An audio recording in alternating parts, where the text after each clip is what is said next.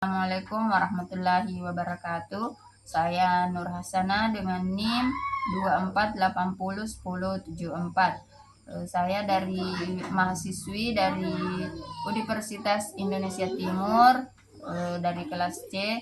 Insya Allah pada kesempatan ini saya akan memaparkan satu materi yaitu perkembangan pada usia remaja dengan mata kuliah psikologi pendidikan. Nah, insya Allah adapun latar belakang dari materi ini yaitu bahwa masa remaja merupakan salah satu tahap perkembangan yang sangat penting dalam kehidupan manusia pada masa ini. Individu mengalami berbagai perubahan yang signifikan baik secara fisik, kognitif maupun emosional. Memahami perkembangan menjadi hal yang sangat krusial bagi para pendidik dan orang tua agar dapat memberikan bimbingan yang tepat dan mendukung tumbuh kembang remaja secara optimal.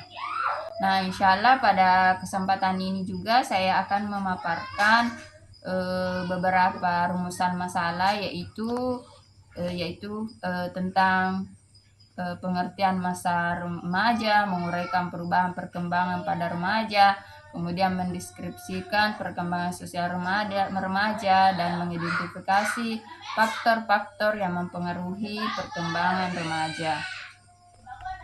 Nah, selanjutnya yaitu pengertian masa remaja.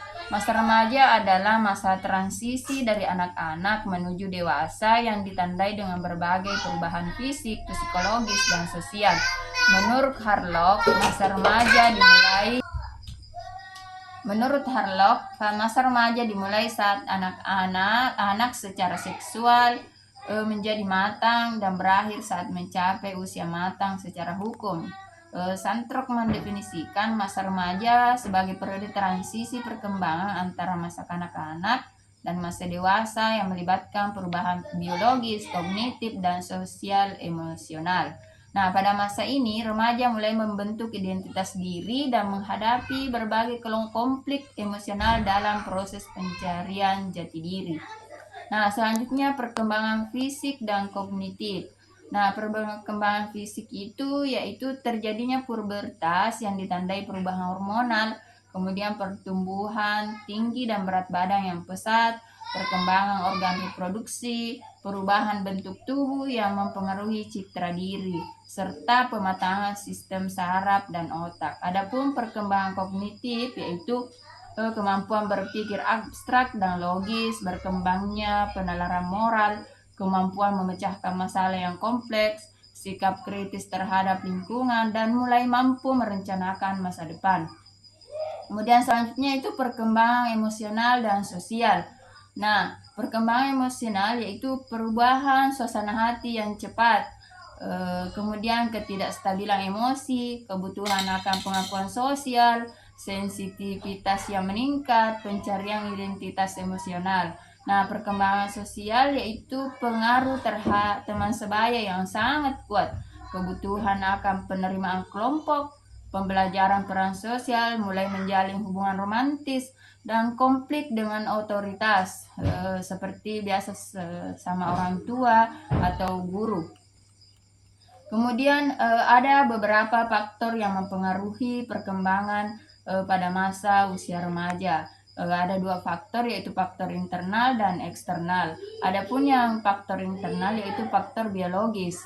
Kemudian faktor psikologis, tingkat kecerdasan, kondisi kesehatan fisik, motivasi dan minat pribadi.